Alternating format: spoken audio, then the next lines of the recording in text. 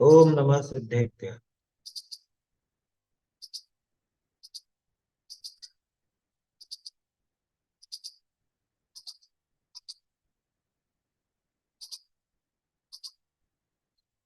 नमः श्रीवर्धमानाय निर्धूतकलिलात्मने सालोकानां त्रिलोकानां यद्विद्यादर्पणाय ते।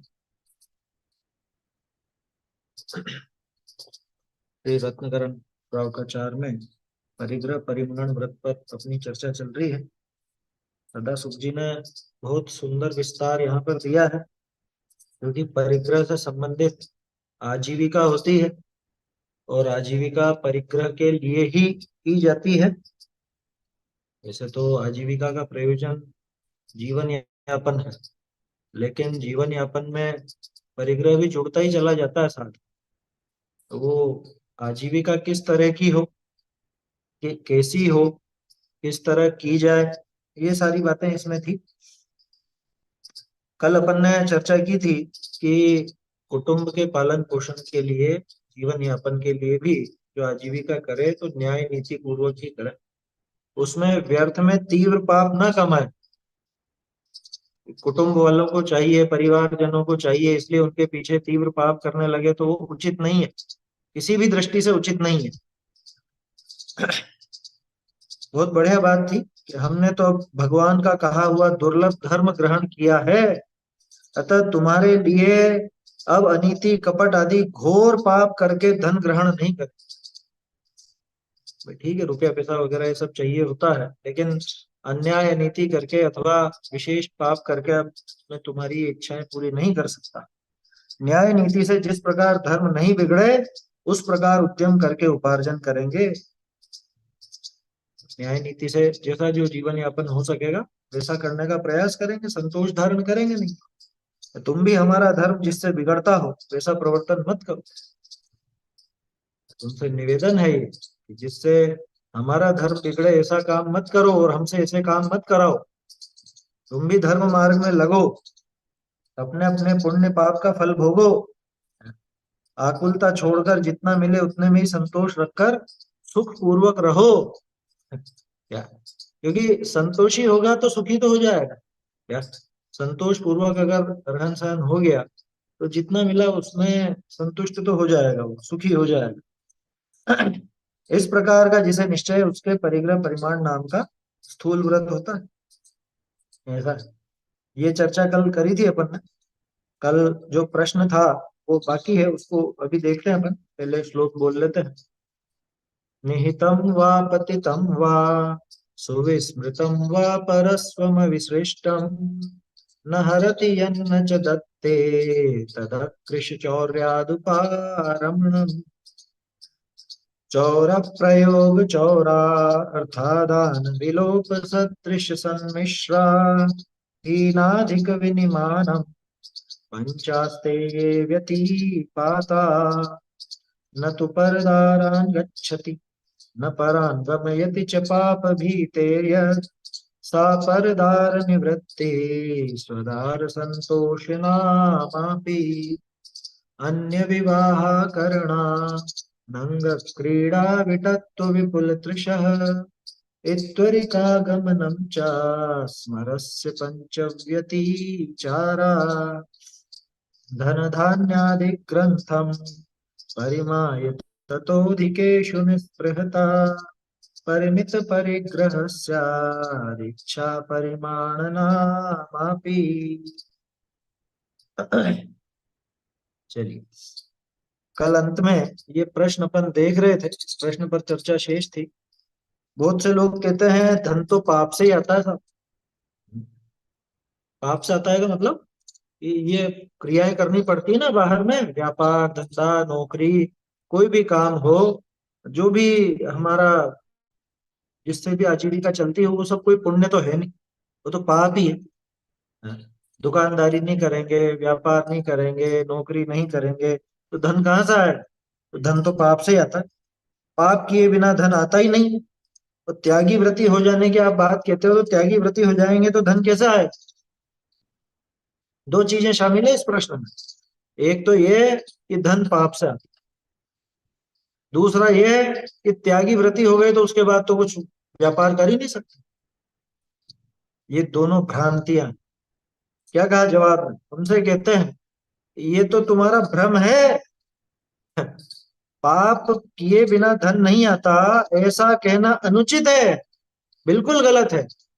देखो, कर्म सिद्धांत की दृष्टि से देखें ना, तो ये बात एक झटके में उड़ जाती है। क्यों? क्योंकि रुपया, पैसा, संपदा, धन ये किससे आता है? पुण्य के उदय से आता। पुण्य के उदय से ये सोचता है कि ये मैं काम कर रहा हूँ इससे आ रहा है, मैंने पाप से आ रहा है। प्रश्नकर्ता के दिमाग में यही है।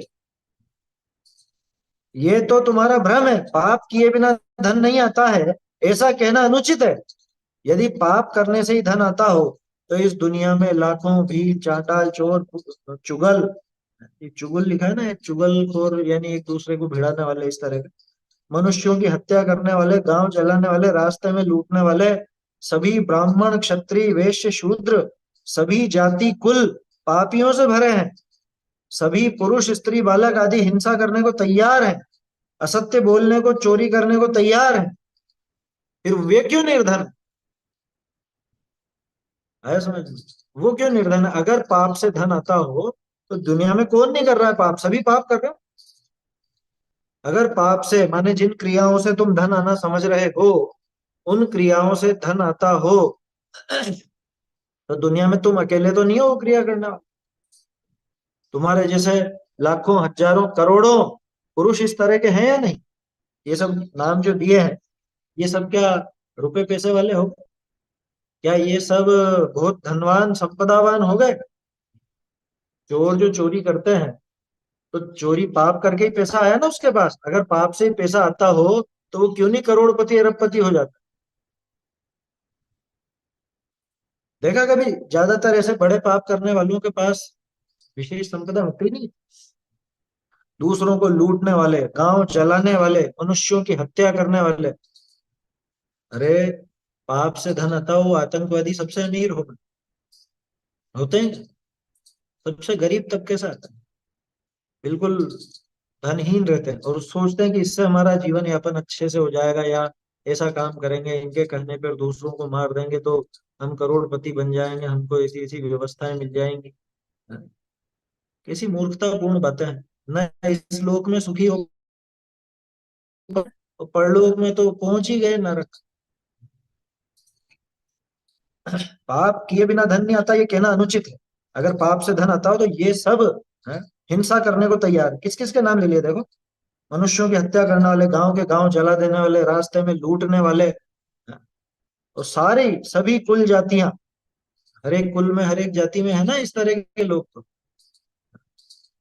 तो पापियों से भरे हुए हैं। तो सारी पुरुष हो, स्त्री हो, बालक हो, कोई भी हो, युवा हो, वृद्ध हो, तो हिंसा करने के लिए तैयार। हिंसा करने के लिए का मतलब कोई बहुत बड़ी हिंसा नहीं, दूसरे जीवों को दूसरे जीवों का घात करते ही हैं अपने संपदा आदि की। तो हिंसा करने को तैयार, असत्य बोलने को, चोरी करने को तैयार, जो भी हैं इस तरह के, वे क्यों निर्धन हैं? उनके कैसे धन नहीं आ गया? विचार कर। जिन्होंने पूर्व जन्म में कुपात्र दान दिया है, कुतप करके खोटा पुण्य बांधा है, उनके पास कुमार्ग से धन आता। क्या कहा? बहुत से लोग, अब कोई कह सकता है ना कि हमने तो देखा ये चोरी करने वाला ये करोड़पति बन गया। मान लो कोई बन गया हो, या दूसरे को मारने वाला, सताने वाला, या इस तरह के पाप, विशेष पाप करने वाला, उसको बहुत धन संपदा मिल गई। तो कैसे मिल गई? तो यूं समझना है कि पिछले भव में कुपात्र दान दिया होगा, तो खोटे मार्ग से धन आ भी जाएगा, लेकिन आगे तो दुर्दशा ही होनी है उसकी। तो वहां जो उसको पुण्य बना, थोड़ा बहुत हल्का पुण्य, उस हल्के पुण्य में वो संपदा मिल गई। अब पुण्यहीन तो मारा जाता है। क्या मतलब? कि पीछे वाले पैराग्राफ में जो उदाहरण आया ना, कि देखो दूसरों को मारने वाले, लूटने वाले, जलाने वाले हैं, हिंसा, झूठ, चोरी, कुशील आदि सब करने वाले, अधिकांश तो मारे जाए अगर पुण्यहीन होंगे। चोरी करेगा चोर और पकड़ा जाएगा तो मारा ही जाएगा ना। किसी को मारता हुआ पकड़ा जाएगा तो मारा ही जाएगा ना। और अगर पिछले भव का थोड़ा पुण्य मिल भी गया तो वो कुमार्ग से धन उसको थोड़ा बहुत मिल जाएगा। लेकिन आगे के लिए तो उसने अपना वो क्या कहें, आगे के लिए कब्र खोद ली खुद की। खुद वो पाप में ही जाएगा, नरक में ही जाएगा। अब देखो मुख्य बात, पूर्व पुण्य बिना पाप से ही तो धन नहीं आता। कैसी विडंबना है, हम सोचते हैं कि हमारे यहाँ पे दुकान धंधा व्यापार नौकरी इत्यादि करने से धन आता है, यानी वो पाप क्रिया करने से धन आता है, हम ये सोचते हैं। आ किससे रहा है? आ रहा है पिछले पुण्य के उदय से। आता पिछले पुण्य के उदय से। और ये मूर्ख सोचता है कि मेरे ऐसे हाथ पांव चलाने से ही आता है। हाथ पांव चलाने से माने मेरी ये सब बाहर की क्रियाएं, पाप रूप क्रियाएं करने से धन आता है। अरे पाप से धन नहीं आएगा, पाप से तो पाप बंधेगा। पाप क्रिया करने से क्या है, जैसे मान लो अपन तो एक सामान्य बात करें, सामान्य व्यक्ति आजीविका के लिए दुकान करता है। ठीक है, दुकान में भी कोई धर्म का काम तो है नहीं, है ना? कैसा भी हो, कितना भी निरापद व्यापार हो, चेन के लायक ही हो, लेकिन व्यापार का भाव कौन सा भाव? पुण्य का, पाप का, धर्म का, किसका भाव? ये पाप का ही। अब अपन क्या सोचते हैं कि ये क्रिया करने से वो पैसा आ रहा है, जबकि इस क्रिया से पैसा नहीं आ रहा। पैसा आ रहा है पिछले पुण्य के उदय से। हम सोचते हैं कि इस काम करने से आ रहा है, तो काम करने से क्या आ रहा है? क्यों, पाप बंद हो रहा है ना। वहां पे किस कैसी कषाय है उस समय, उस अनुसार उसके पाप बंधता है।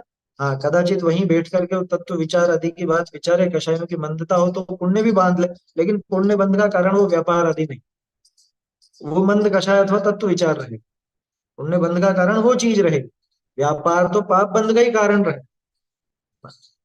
जैसे भोजन के लिए अपन देखते हैं ना, भोजन का भाव मात्र ही पाप बंध का कारण। लेकिन उसमें जो ये विचार चला कि मैं शुद्ध भोजन करूं, शोध का भोजन करूं, किसी जीव को मेरी वजह से, मेरे भोजन की वजह से कष्ट ना हो, ऐसा जो उसको भाव चला, उसकी वजह से उसको पुण्य बन जाता है। तो वो पुण्य बंध का कारण क्या? शुद्ध भोजन या वो शुभ भाव? तो शुभ भाव उसके पुण्य बंध का कारण। शुद्ध भोजन का भाव भी है तो पाप। ठीक उसी तरह से जो जैन के लायक आजीविका बताई गई हो, निरापद कोई व्यापार आदि हो, वो व्यापार भी पुण्य बंध का कारण नहीं है, वो भी है तो पाप बंध का ही कारण। और उसमें जो इसकी संतोष की भावना है, न्याय नीति से चलने की भावना है, या ठीक है कम लाभ में भी संतोष, वो आया था ना, लाहे थोए भी तुझसे दी, कार्तिक अनुप्रेक्षा की, कि थोड़े लाभ में संतुष्ट होता है, ऐसी जो भावना है, वो मंद कषाय इसके पुण्य बंध का कारण। ठीक है, ये तो हुई वर्तमान के बंद की बात। प्रश्न तो ये है कि वो पैसा कैसे आया? कि पैसा उस वर्तमान के संतोष से भी नहीं आया, पैसा आया पिछले पुण्य के उदय से। हाँ, वर्तमान का संतोष का जो भाव है, मंद कषाय का भाव है, वो उस पिछले उदय में उत्कर्षण करा सकता है ना, पिछले पाप को संक्रमित करा सकता है, ये बात जरूर है। बाकी आया तो पिछले पुण्य के उदय में ही है वो। पिछले पुण्य के उदय से इसको पैसा मिलता है, और ये सोचता है कि व्यापार धंधा आदि करने से पैसा। देखो, पुण्यहीन तो मारा जाता है, पूर्व पुण्य बिना पाप से ही तो धन नहीं आता है। देखो गणित क्या है इसकी, जिन्होंने पहले पुण्य बांधा है, वे यहाँ चोरी चुगली किए बिना ही संपत्ति प्राप्त करते हैं, राजा के घर जन्म लेते हैं, करोड़ों के धन वाले धनवानों के घर में जन्म लेते हैं। समझ में आई बात? जिन्होंने पहले पुण्य बांधा है, उनको ये ऐसे खोटे काम नहीं करने पड़ रहे कि आजीविका के लिए चोरी करनी पड़ रही, आजीविका के लिए कुछ अन्याय अनीति का काम करना पड़ रहा है। ऐसा क्यों करेगा? जिसके पिछला पुण्य अच्छा है वो नहीं करेगा। जिसके पिछला पुण्य भी ऐसा कैसा, वो कुपात्र आदि को दान दे करके बांधा हो, उसको ये काम करने पड़े। कुल मिला के गणित यही है कि पहले अगर पुण्य बंधा होगा, तो आप कुछ भी करो या मत करो बाहर में, आपको वो वस्तुएं तो मिलेंगी भी। मारवाड़ के टीलों पर, रेगिस्तान के टीलों पर जाकर के बैठ जाए, तो भी इसको तो संपदा प्राप्त हो जाए, पुण्य का उदय हो तो। घर बैठे बनता है पैसा। अरे सोया हुआ हो और इसके पैसे बन रहे हैं, बढ़ रहे हैं, करोड़ों में अरबों में, होता है ना। बड़े बड़े करोड़पति अरबपति खरबपति होते हैं, उनका पैसा लगा रहता है इधर उधर, इन्वेस्टमेंट करके रखा होता है। अब ये सो भी रहे हैं, उस समय भी पैसा बढ़ रहा है उनका। कैसे बढ़ रहा है? क्यों? पुण्य का उदय है। और पिछला पुण्य का उदय नहीं हो तो ये कितनी ही कलबल करे, कि व्यापार बदल बदल के देखे। आपने देखे होंगे इस तरह के लोग, क्या कि जिंदगी में 10-20 तरह के व्यापार करके देख लिए लेकिन कुछ लाभ ही नहीं होता। कपड़े की दुकान खोली उसमें नुकसान हो गया, तो स्टेशनरी की खोल ली उसमें नुकसान हो गया, फिर किराने की खोली उसमें भी नुकसान हो गया। और जिस जिस व्यापार में पूरी दुनिया फल फूल रही थी, ये उस व्यापार को करके भी नुकसान ही उठाता रहा। आया समझ? तो ऐसा क्यों, पैसा क्यों नहीं आया व्यापार करने पर भी, पैसा क्यों नहीं आया? देखते हैं ना अपन, हर साल जाने कितने व्यापारी घाटे के कारण व्यापार बंद कर, इतना नुकसान हो जाता है कि उनको अपना व्यापार बंद करना पड़ता है, बेचना पड़ता है, और पता नहीं जाने क्या क्या बड़ी बड़ी कंपनियां डूब जाती, क्या बड़ी बड़ी कंपनियां बिल्कुल डूब जाती। प्रकट उदाहरण है जगत में बहुत सारे इस तरह के। वो है ना, अब अंबानी थे, धीरू भाई अंबानी, उनके ये दोनों बेटे मुकेश अंबानी और अनिल अंबानी हैं। जब इनका बंटवारा हुआ तो अनिल अंबानी के पास सबसे बड़ी बड़ी कंपनियां थी, मुकेश अंबानी के पास नहीं थी, मुकेश अंबानी के पास एक ही। और वो अनिल अंबानी के पास तरह तरह के व्यापार वाली सब बड़ी बड़ी कंपनी।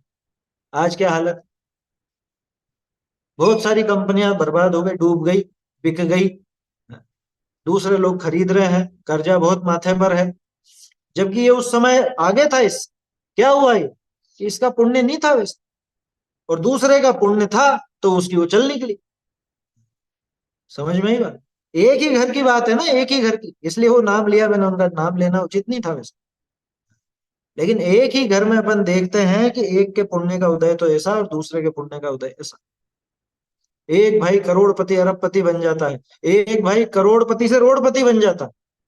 ये क्या, ये पिछले पुण्य का उदय नहीं है। तो ये खूब मेहनत कर ले वे, खूब भागा दौड़ी करे, खूब दिमाग लगाए, नहीं आने वाला। धन किससे आता है? धन आता है पुण्य के उदय से, ये नियम है, ये नियम। हम सोचते हैं कि हमारे पुरुषार्थ से पैसा आता है, भूल में भारी भूल में। पुरुषार्थ से पैसा आया तो करके बता। बाबूजी की पंक्ति है ना कितनी जोरदार। एक अथक श्रम करता लेकिन भूखा सोता रात है, और मोतियों के करंड में होता कहीं प्रभात है। आया समझ? क्या है वहां पे पंक्ति? और मोतियों के करंड में होता कहीं प्रभात है, विधि का यही विधान, न इसमें श्रम का नाम निशान भी। है समझ? विधि का विधान, ये पुण्य पाप का ही किया धरा है, इसमें श्रम का, बुद्धि का, मेहनत का कोई काम नहीं। एक बेचारा दिन भर वो मजदूर जी तोड़ मेहनत कर रहा है, और शाम को भी नहीं मिले पैसे तो नहीं मिले, भूखा सोना पड़ रहा। दूसरी तरफ मोतियों के करंड में, मोतियों के कटोरे में, पिटारे में, इसमें होता कहीं प्रभात है, कि सुबह सुबह भैया मुंह धो रहे हैं उससे, क्या मोतियों के प्याले में पानी आ रहा है उससे तो मुंह धो रहे हैं। बताओ, है समझ? ये सा अरे धनादि संयोग पुण्य के उदय जन्य सामान है, इनके संपादन में चेतन का न तनिक एहसान है। उसी की पंक्तियां हैं। एक अथक श्रम करता लेकिन भूखा सोता रात है, और मोतियों के करंड में होता कहीं प्रभात। विधि का यही विधान, न इसमें श्रम का नाम निशान। विधि का विधान, विधि का विधान माने वो कोई ब्रह्मा जी का नहीं है, ये विधि माने कर्म, कि ये सब कर्मों का किया धर्म है ना। वो पुण्य है, पहला पहले बंधा हुआ पुण्य है, तो उस पुण्य के उदय में वो सब मिलता है, ये चाहे कुछ भी ना करे। और पाप का उदय है तो पूरी दुनिया के काम करके देख ले, इसको कुछ हासिल होने वाला है। ऐसा है। बोलिए।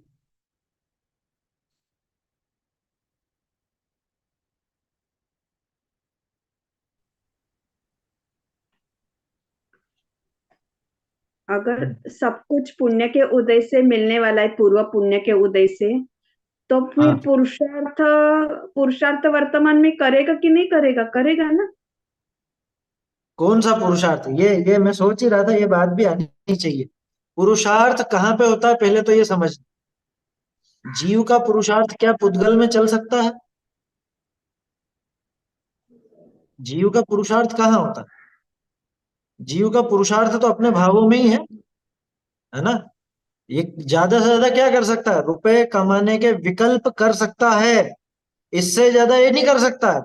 क्या करेगा कि अरे दुकान खोलूं, ये भाव होगा। दुकान खुल जाएगी इसकी गारंटी नहीं। क्यों? उतरा दुकान खोलने के लिए, यही फिसल गया, पैर फिसल गया, फ्रैक्चर हो। बोलो, चाबी गुम गई, बच्चे ने चाबी इधर उधर रख दी दुकान की, अब बैठा हुआ है, नहीं खुल रही है दुकान। दुकान खुलनी होगी तो खुलेगी, ये नहीं कर सकता उसका काम। समस्या क्या है?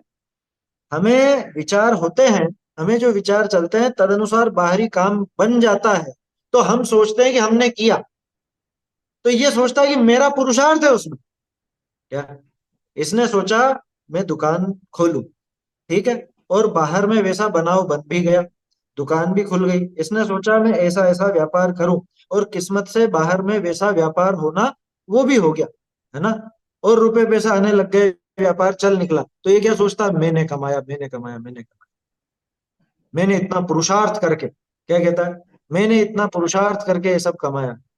अब सोचो, अगर इसके पुरुषार्थ से ये कमाई होती हो, तो फिर तो बहुत हल्का पुरुषार्थ है इसका। इतना ही क्यों कमाया? एक दिन में 10,000 ही क्यों कमाता है? 10 लाख क्यों नहीं कमा लेता एक ही दिन में? आया समझ में? पुरुषार्थ अगर इसके मतलब बाहर में अगर इसका पुरुषार्थ लगता हो, तो इसके हिसाब से सारा काम हो जाना चाहिए ना। लेकिन इसके हिसाब से होता नहीं है सारा। अपन देखते हैं जगत में सारी की सारी वस्तुएं अथवा सारा कार्य, सारी क्रिया, वो हमारे अधीन तो है नहीं, है ना। तो पुरुषार्थ कहाँ लगता है? पहले तो ये समझना कि पुरुषार्थ तो हमारा हमारे भावों में ही लगता है। और वास्तविक पुरुषार्थ तो मोक्ष मार्ग है। बाकी का पुरुषार्थ को पुरुषार्थ कहलाने लायक है? बाकी में क्या पुरुषार्थ? संसार में भटकने में क्या पुरुषार्थ चाहिए? कि भटक ही रहा है नादि काल से। पुरुषार्थ तो वो है कि जहाँ पे कुछ विशेष ऐसा काम करे जो आज तक नहीं हुआ। ये तो मोक्ष मार्ग, सम्यक दर्शन के लिए पुरुषार्थ चाहिए। बाकी तो अपना आप हो ही रहा है इसका। अब रहा प्रश्न इसका कि जब सब पुण्य के उदय से मिल जाता है तो फिर ये पुरुषार्थ तो करेगा ना। लेकिन पुरुषार्थ क्या करेगा? ये कोरे विकल्प करता है, और इसके उन विकल्पों से भी काम नहीं होता, ये भी समझ लेना। बाहर की उस क्रिया से तो काम नहीं ही हो रहा है, बल्कि इसके उन विकल्पों से भी वो काम नहीं हो रहा है। क्योंकि विकल्प तो खूब ही करे, लेकिन विकल्पों के अनुसार कहाँ बन पाता है? बोलो, विकल्प तो करूं मैं कि 1 करोड़ कमाऊं, यहाँ तो 1,000 भी नहीं आ रहे हैं, लेकिन हाँ, आया समझ में? 1,000 भी नहीं कमा पा रहा, विकल्प भी कर रहा हूँ, और बाहर में वैसा बनाव भी बन रहा है, दुकान भी खोल ली, दुकान भी खुल गई, वहां बैठ भी गया, खरीदार भी आने लग गए, और वो सब चीजें भी होने लग गई, व्यापार भी होने लग गया, लेकिन नहीं आ रहा, पैसा ही नहीं आ रहा। देखते तो है अपन, व्यापारी व्यापार कर रहा है, माल आ रहा है, माल बेच रहा है, और उधारी भी बढ़ती जा रही है। क्या? उधार लोग चुका नहीं रहे, इधर जिनसे उधार ले रखा है वो उधार मांग रहे हैं, वो वापस पैसा मांग रहे हैं, ये फंसता जा रहा है। बोलो, कोई भी काम हो, कोई भी धंधा हो, नौकरी हो, व्यापार हो सकता है किसी में। अभी कोरोना काल में कितनी परेशानी आई लोगों को। हाँ? वहां फिर होप चोप हो गए, बिल्कुल कुछ समझ में नहीं आ रहा है क्या करें। कहाँ गया फिर अब पुरुषार्थ? अगर ये पुरुषार्थी है तो कमा लेता ना। यार उस समय कैसे कमा सकता था? अरे जब उस समय नहीं कमा सकता तो अन्य भी कभी नहीं कमा सकता, ये पक्का मान।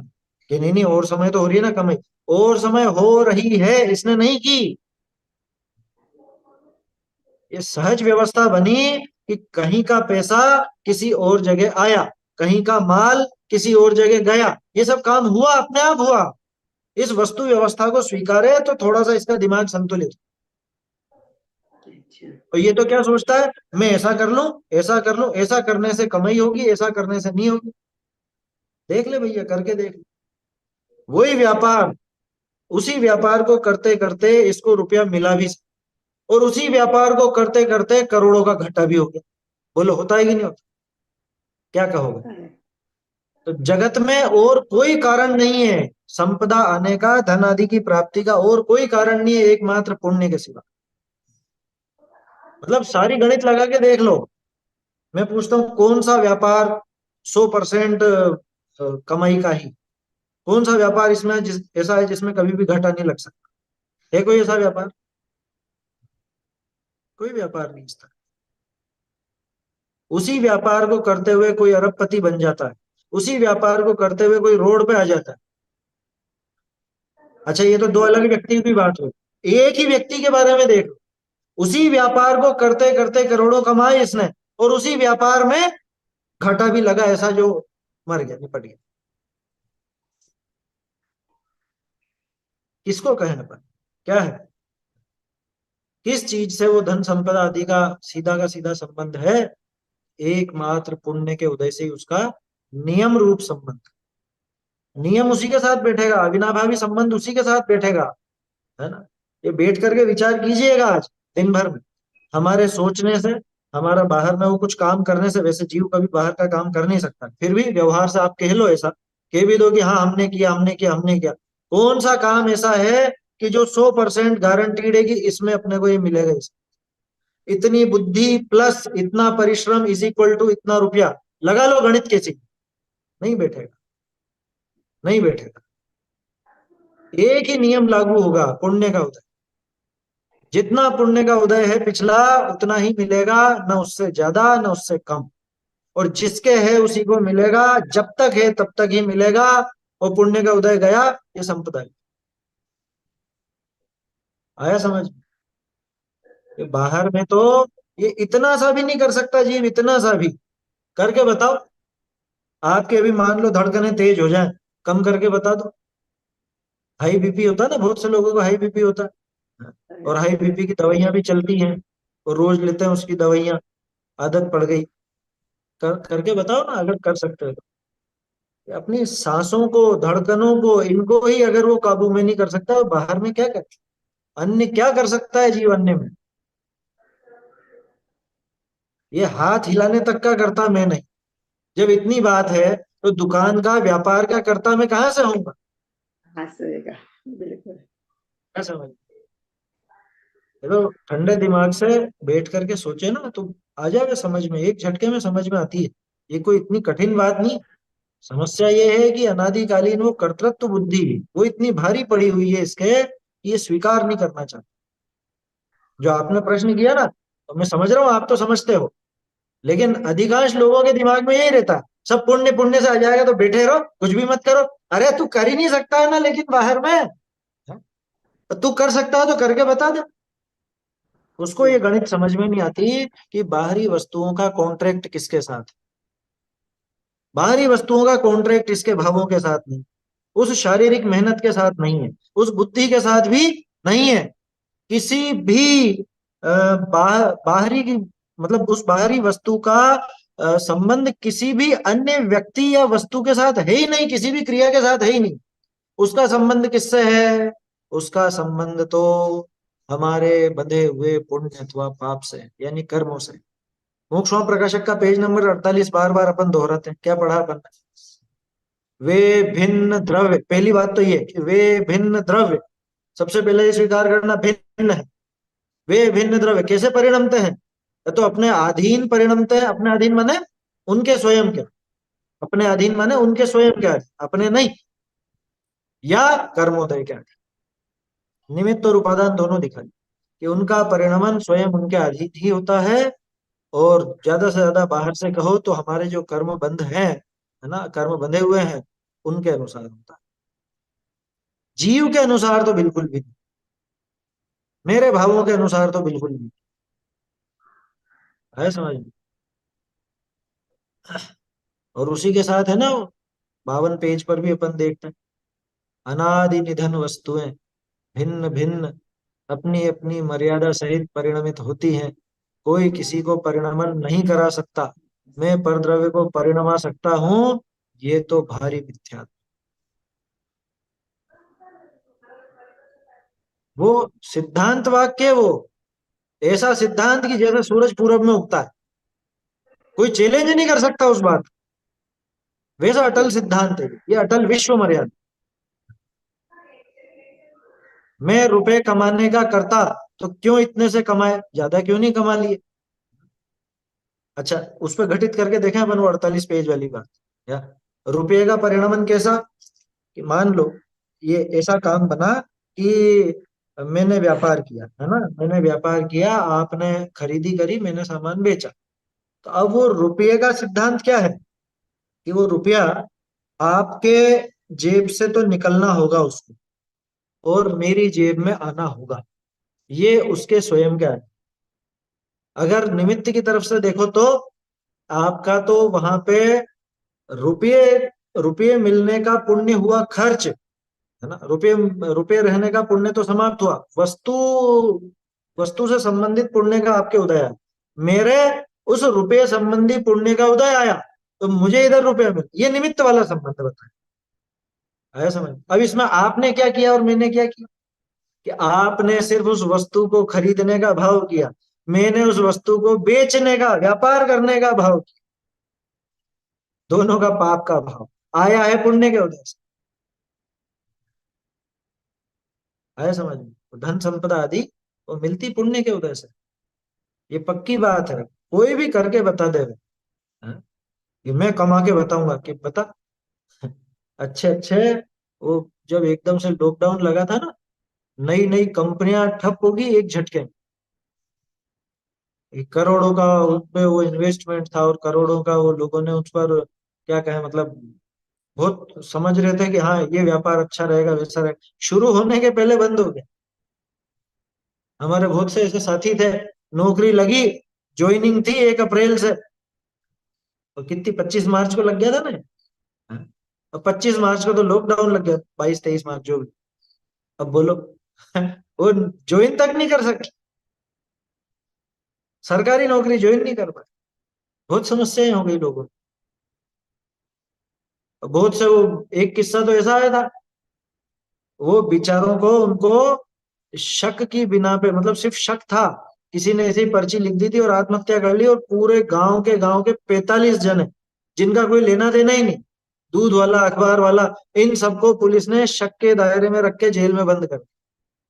और लॉकडाउन लग गया, जेल में पड़े रहे 5-6 महीने बिना किसी अपराध के। बताओ, व्यापार भी गया, और चीजें भी गई, और परेशानी भी उठानी पड़ी।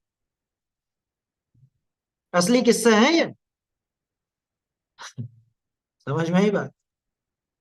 तो ये विचारणीय बात है, बाहर की धन संपदा आदि में जीव का तो कोई हस्तक्षेप है ही भी नहीं। इनके संपादन में चेतन का न तनिक एहसान, थोड़ा भी नहीं कर सकता। जिन्होंने पहले पुण्य बांधा है, वे यहाँ चोरी चुगली किए बिना ही संपत्ति प्राप्त करते हैं। अच्छे बड़े बड़े घरों में जन्म ले लेते, देखते ना अपन कि अरे हम तो जीवन भर मेहनत कर करके मर गए, तो इतना इकट्ठा नहीं हुआ पैसा, और ये बाबू साहब तो मुंह में चांदी की चम्मच लेके ही पैदा हुआ है। या माने ये तो पैदा ही करोड़पति के घर में हुआ, कुछ भी नहीं करा फिर भी करोड़पति। आया समझ में? देखो क्या सिद्ध होता है इससे? सर्वम सदैव नियतम भवति स्वकीय कर्मोदयान मरण जीवित दुख सौख्यम। कलश है समय सार जी।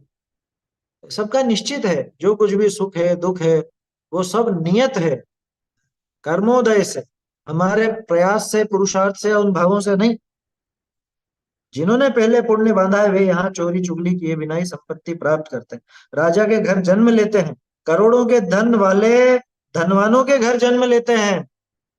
इसलिए अधिक क्या कहना, सभी पुण्य का ही फल है। ये गणित नहीं समझ पाया पैसा कमाने। पैसा कमाया जाता दुकान पे जाकर नहीं कमाया जाता, पैसा कमाया जाता है पैसे का ममत्व तोड़कर। क्या वहां संतोष भाव धारण करे, अपने आप संपदा मिलती है, अपने आप संपदा मिलती है। ये जितना छोड़ने का उपाय करता उतनी मिलती है। वो भरत जी को देखो आप, वो चाहते थे 6 खंड का, नहीं चाहते थे, फिर भी उनको मिली। और यहाँ आप कितनी कोशिश कर लो, वो आपको नहीं मिली। जो उसको ठुकराता है, जो लात मारता है इस लक्ष्मी को, ये लक्ष्मी उसी के पैरों में जाके गिरती। और जो इसके पीछे भागता है, ये उसके हाथ ही नहीं आते। हाँ। और वो शास्त्राभ्यास की महिमा क्या, मतलब सम्यक ज्ञान चंद्रिका की पीठिका है ना, वहां तो स्पष्ट लिखा है टोड़र में। और ये पुण्य किससे बनता? ये शास्त्राभ्यास आदि से ही बनता है। अपने आप स्वयं में और ये सारी व्यवस्था होती है कि कहाँ हो रही है, इस भाव में तो कुछ ऐसा दिख नहीं रहा। अरे होगी, सब बराबर अनुकूलता बन जाएगी।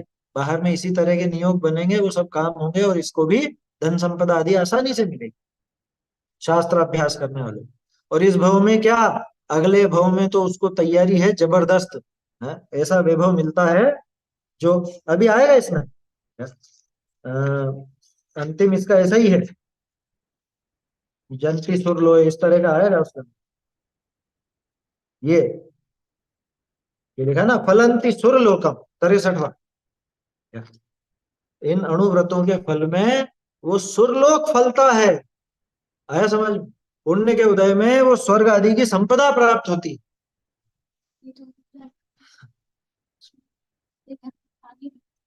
क्या कहा वहां पे? बाबूजी की पंक्तियां हैं जोरदार कि जिसकी तुम पूजा करते वह लक्ष्मी मेरा पानी भर, और तुम्हारा पुण्य देवता मेरे घर का जागृत प्रहरी। एक साधक की चुनौती है ये, कि तुम जिस लक्ष्मी के पीछे दौड़ते हो तो पानी भरती है मेरे घर। क्यों? ये वो जो पुण्य है ना, उस पुण्य तक को मैं पुचकारता नहीं हूँ, वो पुण्य भी सहज रूप से आ जाता है, और उस पुण्य के पीछे पीछे वो लक्ष्मी भी आ जाती है। ऐसा ये हकीकत है। करोड़ों के धन वाले धनवानों के घर जन्म लेते हैं, इससे अधिक क्या कहना, सभी पुण्य का ही फल है। खोटे पुण्य की लक्ष्मी को भोग कर तो जीव नरक तिर्यंच गति में जाकर डूब जाते। अब एक लौकिक व्यवस्था ऐसी है कि बाहर में अपने को कुछ करने का विकल्प आता ही है, तो वो आजीविका आदि का प्रयास भी ये करता है। यहाँ तो पूरी प्रेरणा ये दी है कि आजीविका मजबूरी है ना, उसको शौक मत बनाओ। वो मजबूरी है, और मजबूरी में भी न्याय नीति का उल्लंघन तो बिल्कुल नहीं। कुटुंब का पालन पोषण करने में भी वो पुण्य के सहारे ही करना, पाप के सहारे नहीं करना, मतलब विशेष पाप नहीं बढ़ाना वहां। आया समझ में? क्योंकि मिलेगा तो उतना ही जितना पुण्य प्रमाण है, ये हकीकत। अब उसमें जो भी थोड़ा बहुत विकल्प आए उसमें समता भाव रखना, संतोष धारण करना। व्यर्थ में पाप जिसमें ज्यादा हो, हिंसा जिसमें ज्यादा हो, ऐसे काम नहीं करना। ये परिग्रह परिमाण व्रत की शिक्षा है। खोटे पुण्य की लक्ष्मी को भोग कर तो जीव नरक तिर्यंच गति में जाकर डूब जाते हैं। ये तुम इस लक्ष्मी के लिए, धन संपदा आदि के लिए खोटा काम करोगे, बहुत हिंसा का, बहुत तीव्र राग द्वेष का, व्यसन आदि का काम करोगे, उसे भोग करके कहाँ जाओगे बताओ? लौकिक में एक कहावत है, चोरी का धन मोरी में। चोरी का धन कहाँ जाता? मोरी में ही जाता। मोरी मतलब नाली, मोरी माने नाली। आया समझ में? कि चोरी का धन किस में जाएगा? कि नाली में ही जाएगा। जो विशेष पाप करके पैसा कमाया गया है, तो ऐसे ही बर्बाद होगा वो, उसको न तो ये ढंग से भोग पाएगा, न उससे कुछ इसका आगे काम सधने वाला है। ऐसे बड़े बड़े, क्या कहें अभी, नेता और गुंडे बदमाश होते हैं ना, जैसे ऐसे बहुतों के किस्से हैं कि खूब लूटपाट करके दूसरों को डरा धमका करके खूब पैसा कमाया। वो सारा पैसा किस में जा रहा है? कि अब खुद की दवाइयों में खर्च हो रहा है, खुद की सुरक्षा के लिए देना पड़ रहा है, दूसरी जगह बर्बाद हो रहा है, भोग नहीं सकता उसको। अरे भाई सीधी सी बात है, विशेष पाप बांधा ना इसने, विशेष पाप करके इसने पैसा कमाना चाहा, थोड़ा बहुत पैसा पिछले पुण्य के उदय से आ भी गया, तो वर्तमान में जो इतना तीव्र पाप किया है, ये तीव्र पाप इसको वो संपदा भोगने देगा क्या? वो संपदा को भोगने में बाधा बनेगा। ये जो वर्तमान में पाप किया है इसने, ये उस संपदा को नहीं भोग पाए। तो प्रत्यक्ष इसी जीवन में देखने को मिलता। सावध्यम अक्षमा भोक्तुम।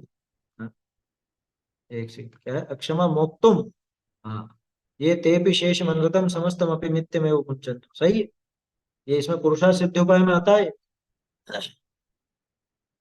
ये सारे के सारे पाप छोड़ने लायक ही है। ये आ गया मेरे ख्याल से, इसके अंदर इन्होंने भी दिया है, कहीं ना कहीं पर तो है ये। अरे देखने में आया था। ये अज्ञानी जीव यूं सोचता है कि मैं कुछ करूं बाहर में, या बाहर से मुझे कुछ मिल जाएगा, ऐसा विचार करके व्यर्थ का पाप कमाता है। और उस पाप के फल में जो पिछला पुण्य के उदय में आया है, उसको भी ढंग से नहीं भोग पाता। हाँ, 99 नंबर पेज पर दिया है, सही है। वही मुझे लग रहा था कहाँ देखा है कहाँ पढ़ा है। देखो, क्षयोक्षम ज्ञान की ऐसी हीनता है कि कुछ समय पहले वो पढ़ी हुई चीज ही वो निकल जाती है दिमाग से। लिखा ना यार, भोगोपभोग साधन मात्रम सावध्यम अक्षमा मोक्तुम। क्या कहा नीचे? यदि गृहस्थ अपने भोगोपभोग के साधन मात्र के संबंध में सदोष वचन त्यागने में समर्थ नहीं है, तो अन्य निरर्थक पाप बंद करने वाले समस्त असत्य वचन का अवश्य ही त्याग कर देना चाहिए। ये इसमें कैसे लगेगी? भैया ये व्यापार में इस तरह से सीमित कर ले। व्यापार में एक सीमा कर लेना कि भाई मेरे ये काम तो अभी चल रहा है, इस काम को तो अभी अभी नहीं छोड़ सकता, तो इसको नहीं छोड़ सकता तो इससे आगे का तो छोड़ दे, इससे ज्यादा तो मत बढ़ा। आया समझ? वो बात इसमें घटित हो जाती। तो ऐसा परिग्रह परिमाण व्रत का स्वरूप है। अब परिग्रह परिमाण व्रत के 5 अतिचार वर्णन करने वाला श्लोक के। अब अपन देखते हैं 5 जो अतिचार हैं इसके परिग्रह परिमाण के। ये बहुत काम के हैं और ये दूसरे पापों में भी मिलेंगे आप। इनका रूप दूसरे पापों में भी झलकेगा। देखते हैं छंद। अतिवाहनाति संग्रह विस्मय लोभाति भार वहनानि परिमित परिग्रहस्य च विक्षेपा पंचलक्ष्यन्ते अतिवाहनाति संग्रह विस्मय लोभाति भार वहनानि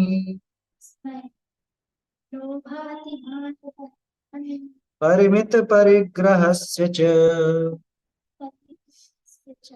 विक्षेपा पंचलक्ष्यन्ते। तो क्या कह रहे हैं? अति वाहन, अति संग्रह, अति विस्मय, अति लोभ, अति भार वहनानी। ये अति सब में लगाना। तो छंद की वजह से हर एक में नहीं लगाया उन्होंने, लेकिन हर एक में लगाना। अति वाहन, अति संग्रह, अति विस्मय, अति लोभ, अति भार वहन, ये सब क्या है? परिमित परिग्रह से च। परिमित परिग्रह नाम दिया है परिग्रह परिमाण व्रत को। अपरिग्रह तो ये है ही नहीं। अपरिग्रह तो मुनिराज के होता है। परिग्रह में जो परिमाण किया गया, ऐसे उस परिमित परिग्रह के विक्षेपा पंच लक्ष्यन्ते। ये 5 विक्षेप माने 5 अतिचार लक्षित होते हैं, 5 अतिचार बताए जाते हैं। क्या है इनका स्वरूप? अति वाहन। अति वाहन यानी बहुत बड़ा वाहन है। बहुत बड़ा वाहन नहीं, देखो वाहन शब्द का अर्थ क्या होता है? वाहन का अर्थ आजकल लोग समझने लग गए गाड़ी। वाहन माने कोई इस तरह का साधन, जबकि वाहन का अर्थ है जैसे वहन, वहन का ही वाहन। पठन और पाठन है ना। पठन माने वो स्वयं पढ़ना, पाठन माने पढ़ाना। ऐसे ही वाहन खुद बोझा ढोना और वाहन दूसरे से बोझा ढुलाना। तो अति वाहन माने खींच करके काम कराना। खींच करके काम कराना कैसे? जैसे परिग्रह का परिमाण तो कर लिया। पहले के जमाने में गाय बैल वगैरह ये होते थे। आज के जमाने में नौकर वगैरह, वैसे समझ लो नौकर उस जमाने में भी होते थे। तो कि ऐसा परिमाण कर लिया कि मैं पहले 10 नौकर थे, अब 10 की जगह 5 ही नौकर रख। ठीक है? अब 5 नौकर ही रखेगा, लेकिन 5 नौकरों पर वो काम ज्यादा लाद। यहाँ बैलों का उदाहरण है ना, ऊंट का बैल का इनका उदाहरण है कि मैंने सीमा कर ली कि 2 बैल से ज्यादा नहीं रख, है ना। 2 से ज्यादा नहीं रखूंगा। अब 2 से ज्यादा तो नहीं रख रहा है, लेकिन 2 से ही 4 का काम निकालने की सोच। समझ में आई बात? लंबा खींचे उनको, किस वजह से? लोभ के कारण। ध्यान रखना ये 5 अतिचार जो है ना, इनमें लोभ की ही मुख्यता है। और वो लोभ परिग्रह परिमाण में बाधक बनता है, अतिचार लगाता। मतलब उसकी फिर मर्यादा नहीं रही। मर्यादा यूं तो संख्या की मर्यादा तो कर ली कि मैं 2 ही बैल रखूंगा, 5 ही नौकर रखूंगा या और जो भी। लेकिन अब उसको बहुत खींचे, बहुत खींचे उसको, इन्हें ये काम करो जा करके वहां है। अब उसको भेज रहा है एक एक दिन में 1000 1000 किलोमीटर भेज रहा है, इतनी दूर भेज रहा है। ये क्या है? अति वाहन। दूसरा है अति संग्रह, अत्यधिक संग्रह करना। अत्यधिक संग्रह करना, फिर परिग्रह में परिमाण कैसे हुआ?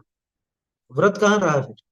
कि नहीं, इसमें ऐसा है, जैसे ऐसी मर्यादा की कि मैं 5 तरह का अनाज ही रखूंगा, इससे ज्यादा नहीं।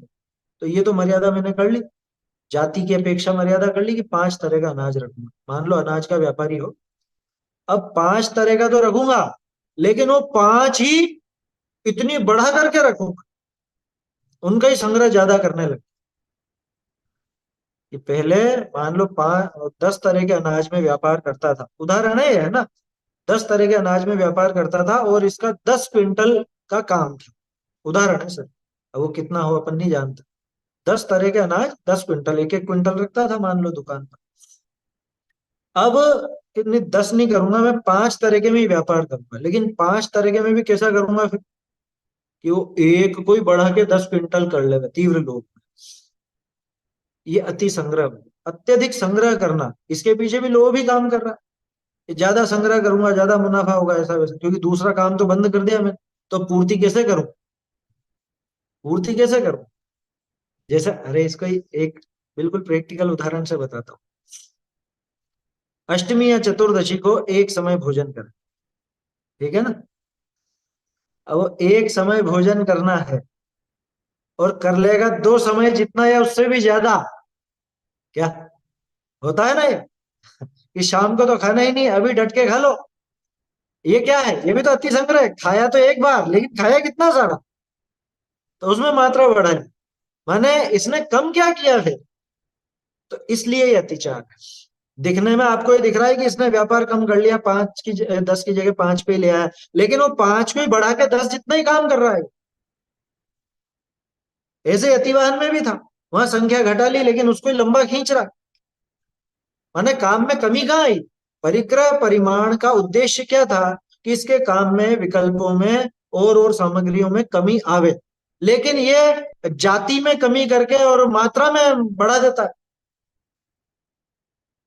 समझ में ही बात? उसके वो क्या बोलते हैं, अलग अलग जो भेद हैं उन भेदों को तो घटा रहा है, लेकिन संख्या बढ़ाता है। तो यह है अति संग्रह। फिर है अति विस्मय, ये बहुत खतरनाक है। अति विस्मय, विस्मय में क्या है? विस्मय का शब्दार्थ क्या है? आश्चर्य।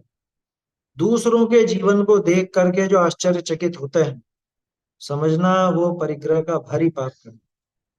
व्यसनों की तरफ से देखो तो भाव चोरी है। प्यार सो पराई सोच, गही बेकी चाह चोरी। देखा था ना।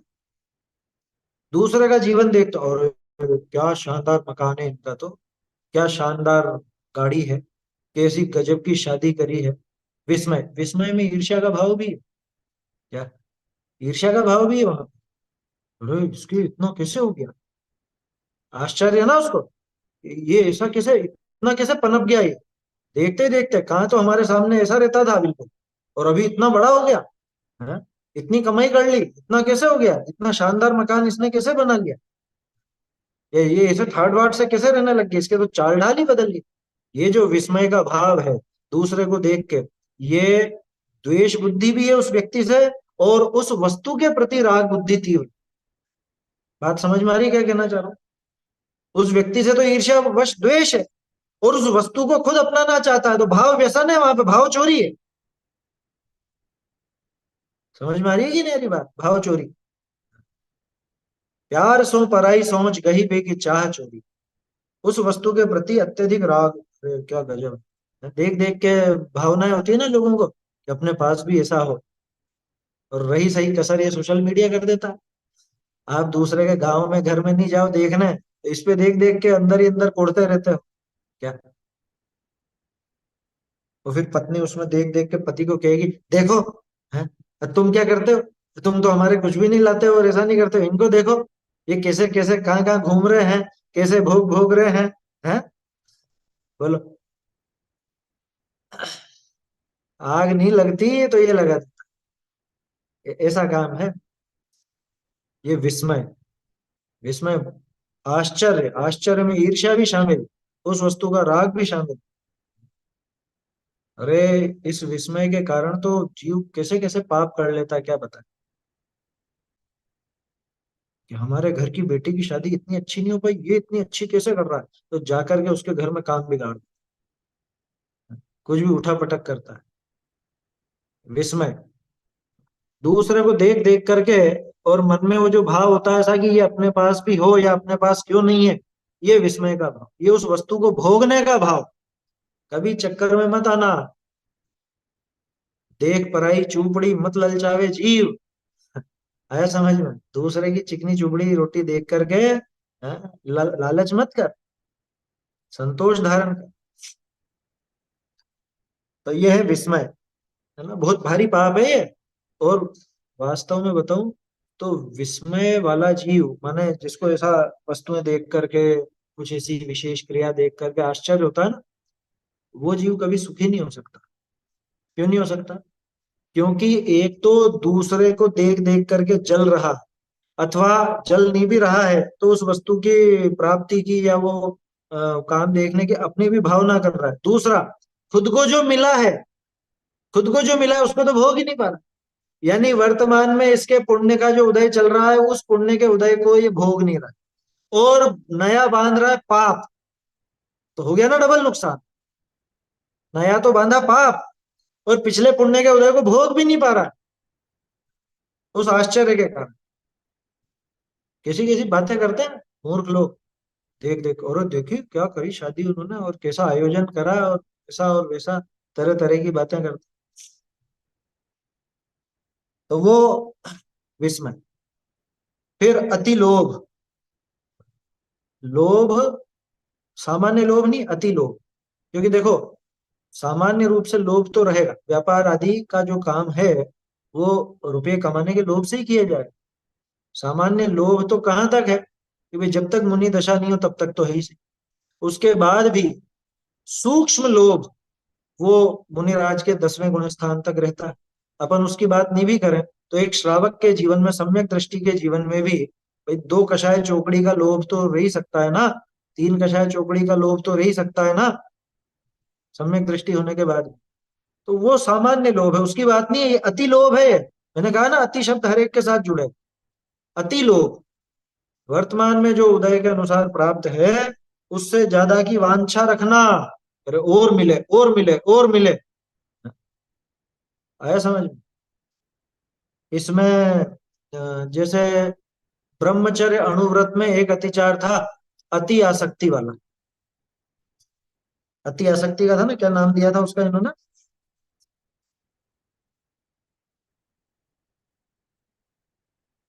विपुल तृषा, विपुल तृषा नाम दिया था, कि तृष्णा की अधिकता, है ना। तो अति आसक्ति है, बस ये भी अति आसक्ति है। अति लोभ माने क्या? कि उस वस्तु को भोगने की तीव्र भावना, अथवा और बढ़े संपदा, और बढ़े, और पैसा और पैसा और पैसा, ये अति लोभ। व्यापार आदि करने में सामान्य रूप से लोभ तो रहेगा, श्रावक के गृहस्थ के जीवन में जैसा रहता है वैसा लोभ तो रहेगा। पर अति लोभ उस परिग्रह परिमाण का दोष है।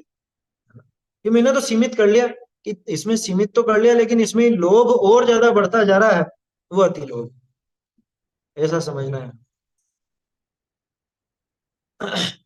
देखिए, तो उसको कहते हैं अति लोभ। और फिर आखिरी है अति भार वहन। अभी अति भार वहन आपको ध्यान आ रहा होगा, अति भारारोपण, दोनों एक जैसी चीज है लेकिन अंतर है। अति भारारोपण में उस जीव को कष्ट वाली भावना थी, है ना, वहां पे हिंसा की मुख्यता से बात थी। यहाँ पे अति भार वहन लोभ की मुख्यता से, परिग्रह परिमाण की मुख्यता से बात है। कि परिग्रह घटाना चाहिए था, उसकी जगह ये बढ़ाने के लिए क्या करता है, भार ज्यादा लाद देता है, ज्यादा काम सौंप देता है। अपने अधीनस्थ जीवों को अत्यधिक काम सौंप देना, जो भी अपना समझ लो, जैसे गाय बैल वगैरह है, अब तो वो जमाना गया, उसकी तो बात ही क्या करें। नौकरानी को अति भार वहन कर, उन पर ज्यादा बोझा लाद देना। अच्छा, उन पर तो नहीं लादे, और स्वयं भी अपनी हिम्मत से ज्यादा काम करे, ये अति भार वहन है। खुद की सामर्थ्य से बढ़ के काम करना, जिसमें स्वास्थ्य खराब हो जाए, ये अति भार वहन है या नहीं? अति भार वहन, इसके पीछे अति लोभ। मुख्य है। अति लोभ के कारण ये स्वयं पर भी बहुत बोझा लाता है। क्या कहता है वो कि लिमिट बढ़ाते जाओ, लिमिट बढ़ाते जाओ, अपने काम करने की क्षमता बढ़ाते जाओ। अरे लेकिन तुझे बढ़ानी क्यों है? इन्हीं और पैसा कमाएंगे। और का करेगा क्या? तू इतना तो भोग ले। है समझ में? बहुत से इसको मोटिवेशनल स्पीकर इसको तो अच्छा बताते हैं। क्या? कि आपकी जो भूख है, भूख खत्म नहीं होनी चाहिए, भूख बढ़ती जानी चाहिए, तब आप सफल बनोगे। कैसी मूर्खता जैसी बातें करते हैं। जितना पुण्य के उदय में प्राप्त है, उसमें संतोष धारण नहीं करके और मिले और मिले और मिले, उस चक्कर में, उस अति लोभ के चक्कर में ये भार वहन है। बोलो, ओवर टाइम करते हैं ना। ओवर टाइम तो खैर नौकरियों में होता है, व्यापारी तो हमेशा ही ओवर टाइम रहता है। व्यापारी अधिकांश की बात कर रहा हूं, जिसको संतोष नहीं है, इस तरह के व्यापारी तो ओवर टाइम करते ही करते हैं कि घर जाके क्या करेंगे, बैठो ना दुकान पे, थोड़ा और कमाई होगी। बोलो, थोड़ी देर और व्यापार करें। घर वालों से क्या ज्यादा विशेष मतलब है? खाना खाना है, घर पे जाके सोना है, और क्या करना है? बाकी तो दुकान बढ़ाते जाओ, बढ़ाते जाओ, बढ़ाते जाओ, रुपया पैसा बढ़ता जाए। अति भार भार, खुद की सामर्थ्य से बाहर जाकर के काम करना। अरे ऐसे कितने ही उदाहरण हैं। अपनी सामर्थ्य से बाहर जाकर के काम किया तो वो संभाल ही नहीं पाए, इतना काम कैसे संभाल? छेड़ तो दिया, अब बाद में फिर बर्बाद हो गया। बहुत उदाहरण है इसका। आया समझ? तो ऐसे ये परिमित परिग्रह के माने परिग्रह परिमाण के 5 अतिचार हैं। इनको अपने को ध्यान रखना चाहिए कि ये तो जिसने परिग्रह परिमाण किया होगा उसके लगेंगे ना, हमारे थोड़ा लगे। अरे भैया, अतिचार माने पाप ही है, दोष ही है। तो ये तो एक सदाचारी व्यक्ति के जीवन में ये ही नहीं होने चाहिए, क्योंकि ये नहीं होंगे उसके बाद ही आपके परिग्रह परिमाण आदि हो सकेगा, तभी आप उसका विचार कर सकते। इसलिए इनको गंभीरता से अपने जीवन में देखना चाहिए। हाँ, ये भी अति वाहन में, या वीआरएस लेके और फिर दूसरों पे लोड डाल देते हैं ज्यादा, वो अति वाहन ही है क्या? मिलते जुलते हैं, एक तो नहीं है। अति वाहन और अति भार वहन मिलते जुलते हैं, एक नहीं है, लेकिन अंतर है थोड़ा सा। ये सीमा से अधिक खींच करके काम करना, और ये अधिक बोझा लादते। सीमा से अधिक तो नहीं है, लेकिन बोझा ज्यादा लादते। दोनों में थोड़ा सा ये अंतर हो जाता है। सबका मूल कारण अति लोभ। क्या? मैंने कहा ना, अति लोभ इनमें पांचों में व्याप्त है। अति लोभ इन पांचों अतिचार में व्याप्त है, ऐसा है ये। बोलिए।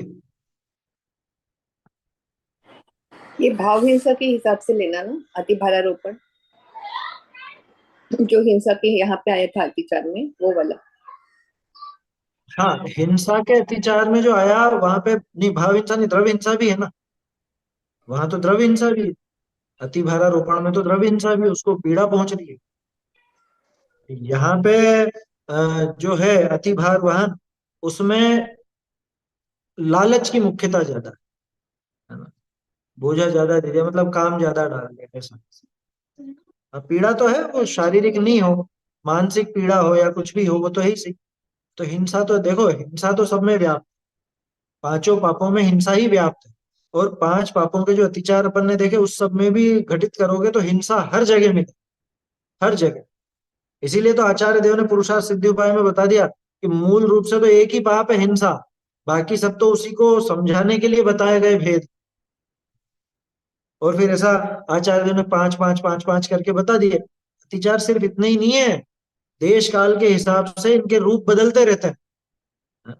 अब गाय घोड़े भैंस वगैरह नहीं है, तो अब दूसरी चीजें हैं। आया समझ में? अरे गाड़ी पर ही लगा लो। आपकी गाड़ी लगातार मान लो 300 400 किलोमीटर चल सकती है, ठीक है ना। उसके बाद पहले तो ऐसा ही होता था, पहले गाड़ियां लगातार लंबी नहीं चला सकते थे, थोड़ी देर रेस्ट देना पड़ता था, है ना। गाय भैंस वाली गाड़ी की बात नहीं कर रहा हूँ, इन मोटर गाड़ियों की बात कर रहा हूँ, कार की। अब अभी भी अपन लगातार खींचते ही जाए, खींचते ही जाए। बोलो, एक दिन में इतनी चला के इतना कमा लेंगे अपन। जैसे किसी का उसी तरह का काम होगी, ज्यादा चलेगी गाड़ी तो ज्यादा काम होगा, और चलो और चलो और खींचे। अब अति अति वाहन टाइप हो गया, अति भार वाहन टाइप हो गया, इस तरह से काम होता है। मूल में आप देखोगे तो सब में अति लोभ शब्द। अति लोभ के बिना ये अतिचार होंगे ही नहीं। चलिए छंद बोल लेते हैं, इसकी चर्चा फिर कल करेंगे अपन, अर्थ और भावार्थ की। अतिवाहनाति संग्रह, विस्मय लोभाति भार वहनानि, परिमित परिग्रहस्य च शिक्षेपा पंच लक्ष्यन्ते। चैतन्य का स्मरण प्रतिक्षण ही करो रे, भव के अनंत दुख को क्षण में हरो रे। अक्षय अनंत निज सौख्य निधान पाओ, गाओ अरे नित इसी के गीत गाओ। महिमा जिन मत की, महिमा जिन मत की कोई वरन सके बुद्धिमान। महिमा जिन मत की कोई वरन सके बुद्धिमान। काल अनंत भ्रमत जिय जाबिन, पावत नहीं निज था। काल अनंत भ्रमत जिय जाबिन, पावत नहीं निज था। परमानंद धाम भय ते, जिनकी नो सरधान। महिमा जिन मत की कोई वरन सके बुद्धिमान। भव मरुथल में ग्रीष्म ऋतु रवि तपत जीवति प्राह। भव मरुथल में ग्रीष्म ऋतु रवि तपत जीवति प्राह। ताको यह अति शीतल सुंदर, धारा सदन समान। महिमा जिन मत की कोई वर न सके बुद्धिमान। प्रथम कुमत मन में हम भूले, कीनी नाहि पिछा। प्रथम कुमत मन में हम भूले, कीनी नाहि पिछा। भाग चंद अब या को सेवत, परम पदार्थ जान। महिमा जिन मत की कोई वर न सके बुद्धिमान। महिमा जिन मत की कोई वर न सके बुद्धिमान।